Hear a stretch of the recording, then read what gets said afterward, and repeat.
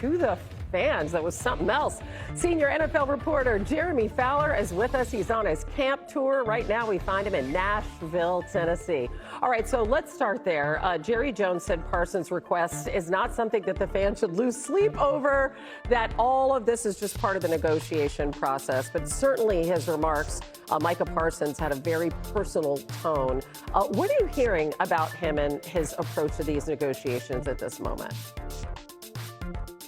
Well, Hannah, I asked around to try to find out if Micah Parsons is actually willing to miss games if a trade doesn't go through and this continues to be a standoff. I was told Parsons is firmly concerned with getting traded right now. That is his goal, and he knows that there is significant interest league-wide. Several teams that would be willing to give up a lot of draft capital and pay him a lot of money to play for them because he's in the prime of his career on a Hall of Fame-like trajectory. Now, Dallas has shut the door on any potential calls. They have no plans to trade him.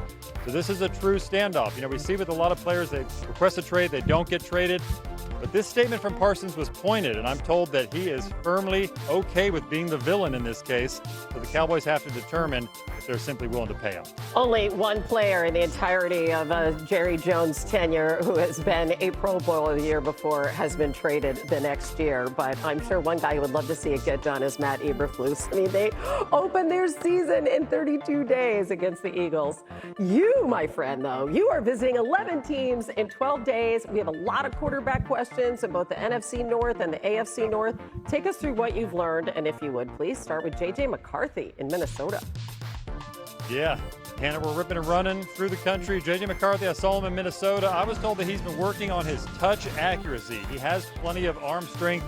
The Vikings have seen that. He certainly had some ups and downs in camp, but he's going against a really tough defense. Head coach Kevin O'Connell told me that he has answered the bell to a lot of the tremendous challenges the defensive coordinator Brian Flores has thrown at him.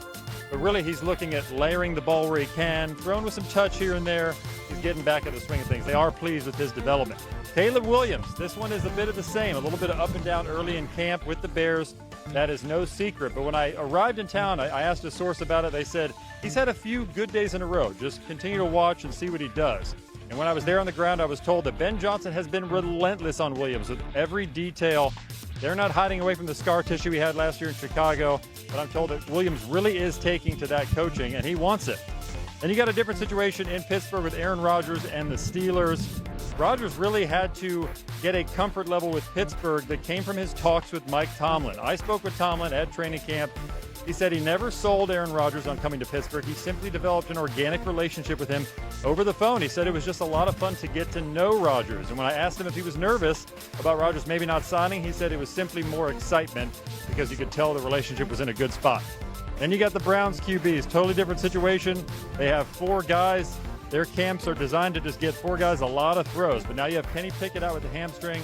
You have Shedeur Sanders out with some shoulder soreness. So it's a great opportunity for Dylan Gabriel, the rookie, to potentially earn the 2 spot, maybe the 1, but most likely the 2. It looks like Joe Flacco will be the favorite as he has been throughout the spring. But the Browns like Dylan Gabriel, the way he handles the ball and the way he handles Kevin Stefanski's play action offense in particular.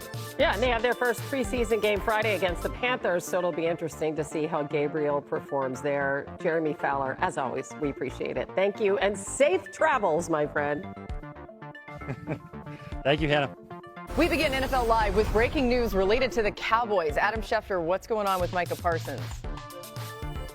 Laura, a situation that had been simmering came to a head this afternoon when All-Pro edge rusher Micah Parsons announced that he personally had requested a trade from Stephen Jones and the Dallas Cowboys. He wants to be done with Dallas right now, and he laid out factually in his mind a slew of factors as to why he no longer wants to be with the team that he and his father grew up rooting for. And at its root, essentially, is a failed contract negotiation in which he feels like the Dallas Cowboys got him in a room to talk about leadership, wound up in a negotiation. The Cowboys felt like they had a deal. Micah Parsons did not. He had his agent call there. His agent obviously said there's no deal, and there's been no contact in recent months about a contract at a time where we've seen Max Crosby get paid. We've seen Myles Garrett get paid. We've seen TJ Watt get paid.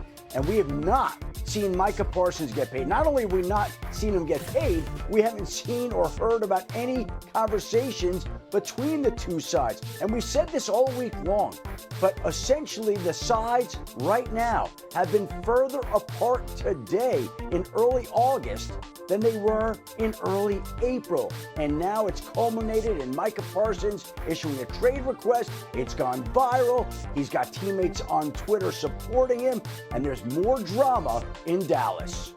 Adam, I feel like this is crazy to even ask, but I'm going to ask you. Would the Cowboys actually trade Micah Parsons? Laura, I've been trying to think of the last time that Jerry Jones traded a Pro Bowl caliber player away, and I cannot think of any. Now, there are comps out there. If you look at the time that the Raiders traded Khalil Mack to the Bears right before the season began in September for a couple of first-round picks and other compensation, that would be the closest comp. But Jerry Jones wants to win now. He's not looking to win in the future. He's not looking for future draft picks, and his history suggests that he won't be willing to make a trade here. Now, again, we have yet to hear from the Dallas Cowboys on how they feel about this particular situation. But we've now seen all three disgruntled contractual players, Micah Parsons, Terry McLaurin, and Trey Hendrickson, request a trade at some point either this offseason or this summer. And it's one thing to actually make the request, it's another to see it come to fruition. Could it happen? Yes. Everybody of every other team would love to acquire any one of these players, but for it to actually happen takes an awful lot because you've got to satisfy the player with his contract and the team that is trading him away.